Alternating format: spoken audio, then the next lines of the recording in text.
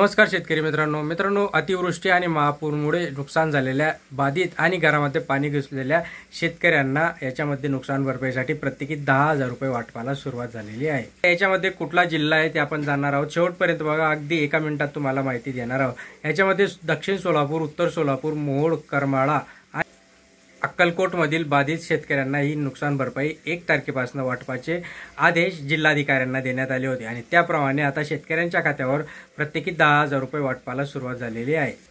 त्याचप्रमाणे शासनाच्या वतीने 10 किलो तांदूळ आणि 10 किलो गहू देखील वाटपाला सुरुवात झालेली आहे। पण आता प्रश्न हा आहे की सोलापूर तालुक्या जिल्ह्यातील शेतकऱ्यांना मिळते, मग इतर जिल्ह्यामधील शेतकऱ्यांना कधी मिळणार, हा सगळ्यात महत्त्वाचा यक्ष प्रश्न इथे उपस्थित राहिलेला आहे।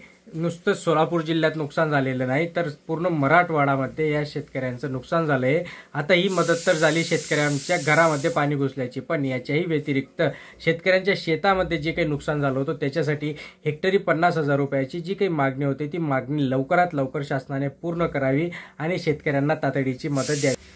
पण याच्यामध्ये शेतकऱ्यांचं सगळ्यात मोठं नुकसान कुठलं, तर पीक विम्यामध्ये झालेले जे काही चेंजेस आहेत, जसं की पीक कापणीच्या प्रयोगाच्या आधारावर शेतकऱ्यांना भरपाई दिली जाणार आहे। जो की अग्रिम पीक विमा मिळत होता आधी 25% म्हणजे 1 रुपयामध्ये जी काही पीक विमा होती, या देवेंद्र फडणवीसने ती बंद केली आणि शेतकऱ्यांना पीक कापणी प्रयोगाच्या आधारावर जे की कृषी विभागाच्या आधारे की पीक कापणी प्रयोगाचे अहवाल 31 ऑक्टोबरपर्यंत सादर करण्याचे आदेश दिलेले आहेत।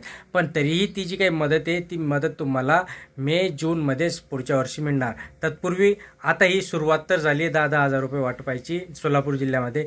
इतर जिल्ह्याचा अपडेट आला तर नक्कीच तुमच्यापर्यंत पोहोचवणार। धन्यवाद।